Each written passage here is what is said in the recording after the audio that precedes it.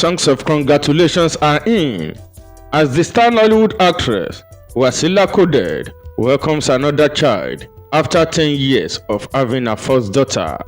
Star actress and media personality Bimpe Akitunde, popularly known as Wasila coded, has just blessed timelines with the news of the birth of her baby. The announcement was made on Friday evening, July 18, 2025.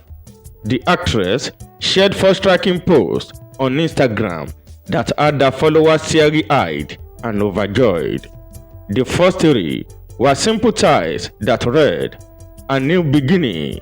It was accompanied by a reflective caption about a fresh start and a new season for her and her loved ones. And just when fans were trying to guess what the new chapter was about, she dropped a jaw-dropping maternity shoot, radiating joy as she posed beside the vintage baby stroller in a goddess-like flowing gown. In one of the photos, she was seen cradling her baby bump while smiling wholeheartedly. The caption confirmed that she welcomed her baby girl, judging from the pictures. Congratulatory messages instantly flooded her page, with stars like Mercy Aigbe and Shotayo Gaga cheering her on. This marks a second child for the actress, but first with her husband.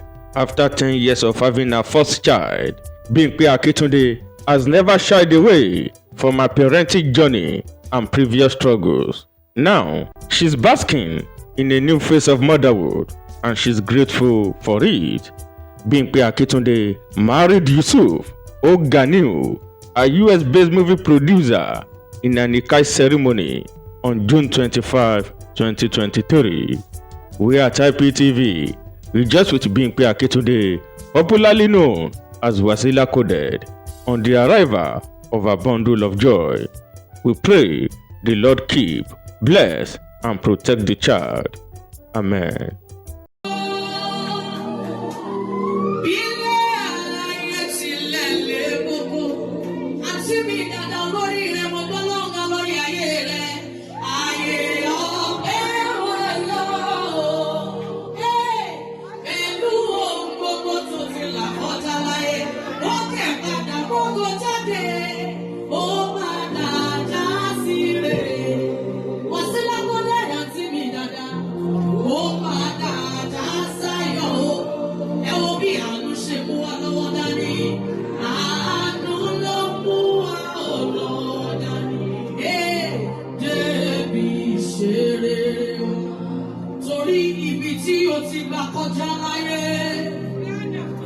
Àwọn kan gbàgbé sọdá oúnjẹ tó mára ẹ̀dán olóríire tiwa àwọn kan jẹ tẹ̀mí bọ́ òpó tó jẹ́ bàbàrà fún wọn ló fi ṣàrà fún wọn torí kò ránù gbà ní mo bá ẹ̀kọ́ lọ́ngà kò ránù gbà ní irú ìrírí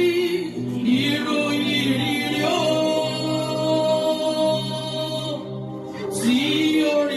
Ọkùnrin láyé ṣùgbọ́n àánú tó rí gbà lọ́wọ́ Ọlọ́run ṣùgbọ́n àánú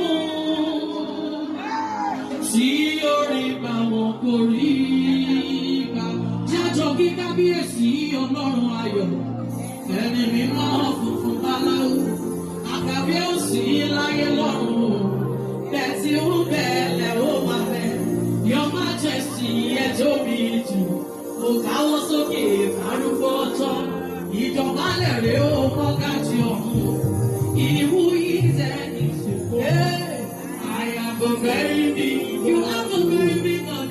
It is always like a very big God by my side.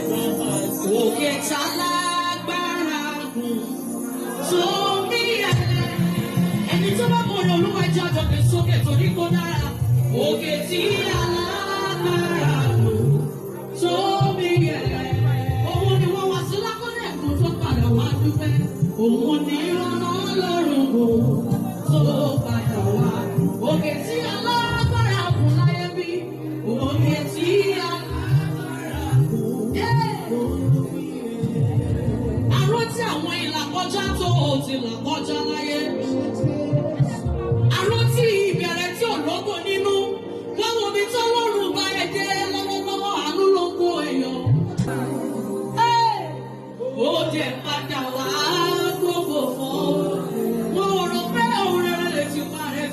àsìkò àánú ló ń fa ọmọ ẹgbẹ́ sókè.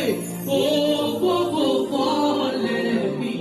Àwọn tá a rí àdúgbò ìjájọ pariwo síta. Ògbógbò fọ́lẹ̀ mi. Èmi aláìlẹ́nìyàn. Èmi aláìlẹ́nìyàn. Ó jẹ́ padà wá gbogbo fún ẹ. Ó jẹ́ padà wá gbogbo fọ́lẹ̀. Bí bá ṣe bọ́lúwa. Ẹ jáde sókè. Tó ti wà ní tirẹ̀. Ló yẹ ká wá ní ìgbà tí ayé àti èṣù gbogbo wọn dé. Ìgbà tí èṣù gbogbo. Ẹ jájọ kí ọpẹ́ f'Olúwa. Ọpẹ́ ni f'Olúwa. Ọba wa olóore. Àṣebà ẹgbẹ́ sókè.